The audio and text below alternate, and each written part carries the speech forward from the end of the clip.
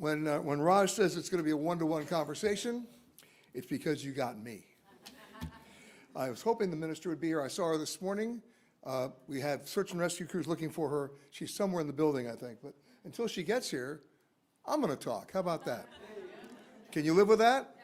Okay. You don't have to applaud yet. I haven't said anything. When we talk about tourism investment in the largest industry in the world, you can't look at it one-dimensionally.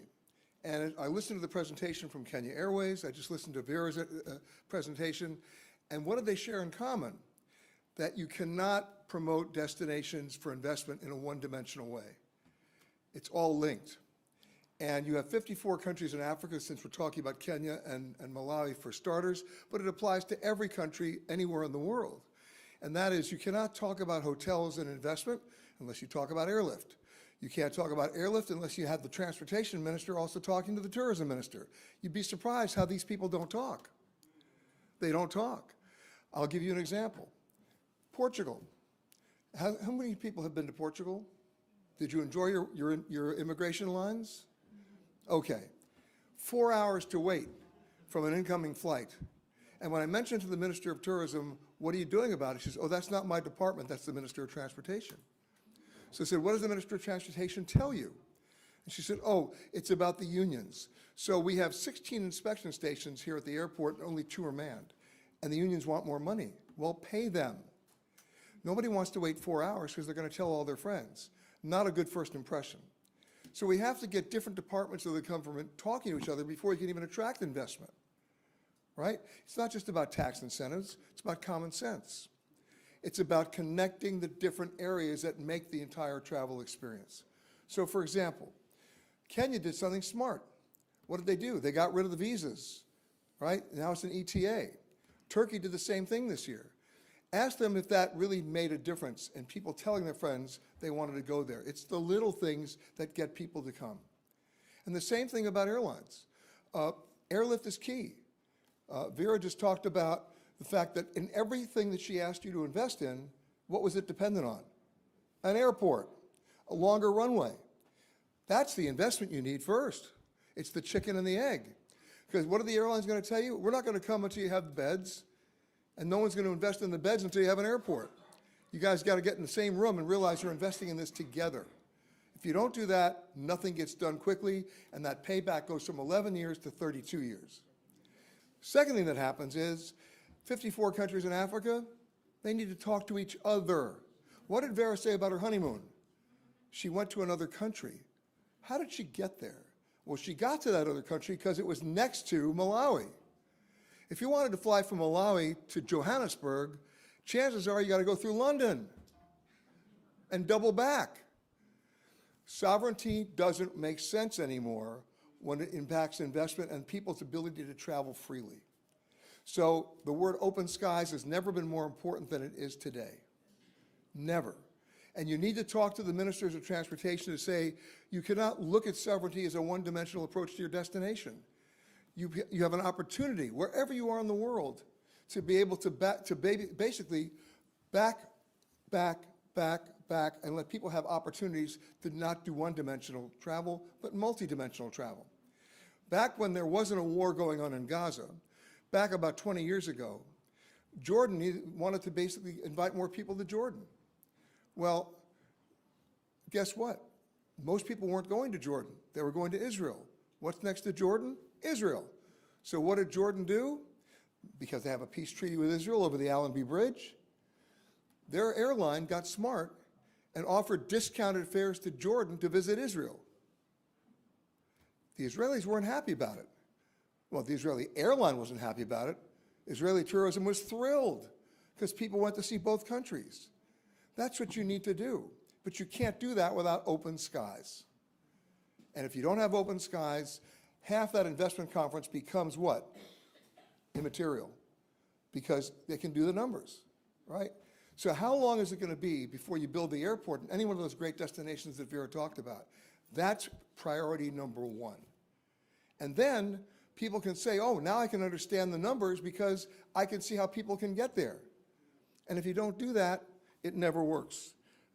It's One other thing about the Kenya Airways presentation that I thought was interesting, they were voted the best in-flight magazine. You know what? In America now, we have no in-flight magazines anymore. Kenya is one of the last remaining in-flight magazines, so read it. I miss my in-flight magazines. But in all seriousness, if the countries stop with a sovereignty approach, then guess what? Whether it's the Middle East, whether it's Africa, whether it's Europe, whether it's Asia, whatever region you want to talk about, they'll figure it out. They figured it out in Asia, right? I can go anywhere in Asia. I mean, take a look at what just happened with United Airlines, an American carrier, right? The largest carrier now in the world. What did they just do? They just announced their largest international expansion in history. Where are they flying? Paris, Rome, London? Nope. They're flying to Mongolia. They're flying to Dakar.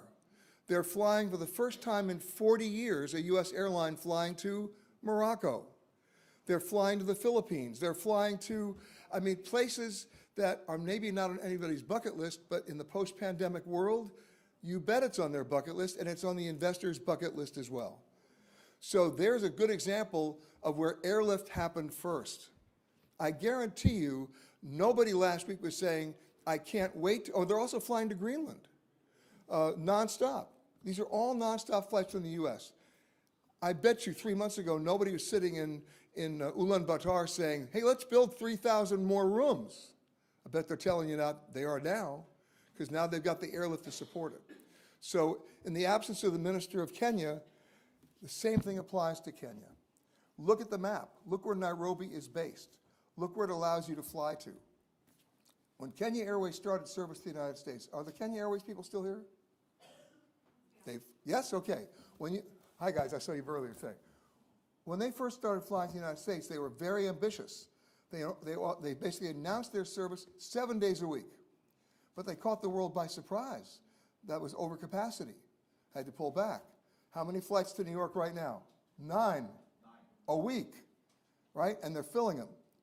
But the question is, are the people selling that travel looking at Nairobi as a hub or as a final destination? And that's the investment challenge that you have, and you have to fulfill that because we don't live in a one-dimensional world anymore.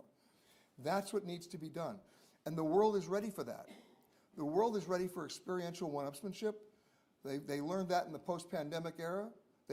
Social distancing means Malawi now. Think about that, right? Now, as an embarrassed American, I should tell you that most Americans are geographically ignorant. They don't know where Massachusetts is, how they're going to find Malawi. I can't change that as a journalist. You know I'm right. It's like the couple that comes back on a vacation. Where'd you go on your vacation? Aruba. Where's that? I don't know. We flew. You know these people. I know that.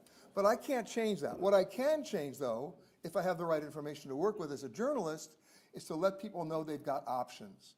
The true definition of luxury travel is when you have options. And everybody presenting today is telling you what? You've got options. But they can't be options in a one-dimensional silo.